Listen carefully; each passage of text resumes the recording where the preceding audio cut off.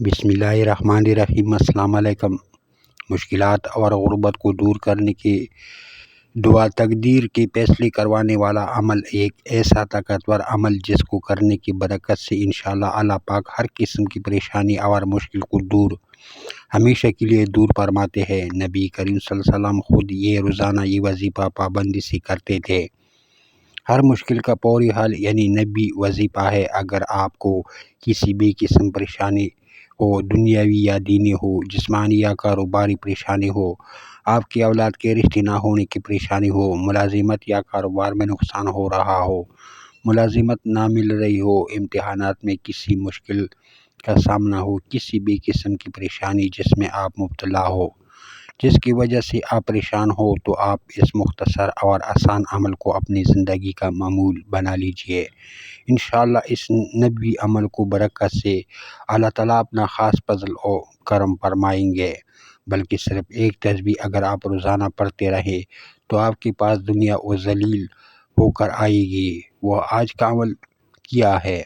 اسی طرح کہا جاتا ہے کہ ایک بزرگ تھے جن کے پاس کچھ طالب علم بھی رہتے تھے جو ان بزرگ سے دین کا علم سیکھتے تھے۔ چنانچہ دن کے مختلف اوقات میں عوام الناس اس ناپائے وجود سے مستفید ہونے کے لیے آتے تھے، اپنے حاجات کے لیے دعائیں کراتے تھے۔ ایک دن وہ بزرگ اپنی طالب علموں کے ساتھ مستند پر بیٹھے تھے۔ ایک شخص آیا اور اس نے درخواست کی، اے حضور، میں بہت گناہ گار ہوں، میں نے اپنی ساری زندگی صرف گناہ کیے، میرے لیے دعا کرے کہ اللہ تعالیٰ میرے گناہ معاف کر دے۔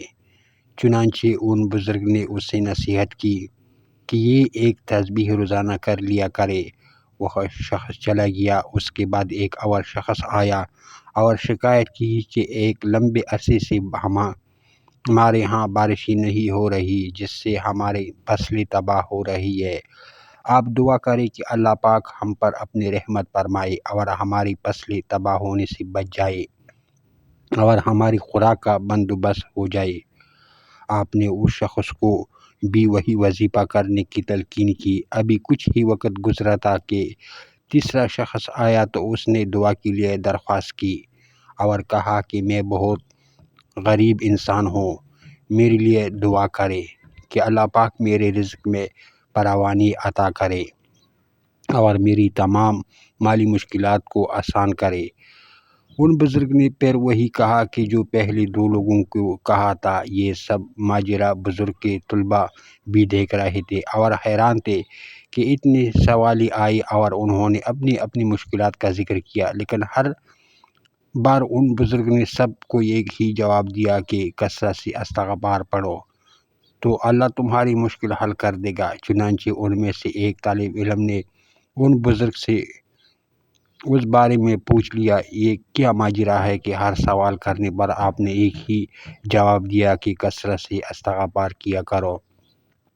تو اس پر بزرگ نے فرمایا کہ میں نے اپنی طرف سے کوئی بات نہیں بتائی، بلکہ جو اللہ کی پاک کتاب یعنی قرآن کریم میں فرمایا ہے اسی کا ذکر کیا ہے۔ آپ استغفار کون سا کریں؟ جو بھی استغفار آپ کو یاد ہو، استغفر اللہ ربی من کل ذنب واتوب الیہ پڑھ لے یا پھر استغفر اللہ پڑھ لے۔ کوئی بھی استغفار اگر آپ کو آتا ہے تو آپ اس کا ورد کر لیا کریں، پھر دیکھیں کہ اللہ پاک آپ پر آنے والی تمام مصیبتیں، مشکلات، مالی رزق کی تنگیاں کیسے آسانیوں میں بدل دیتا ہے۔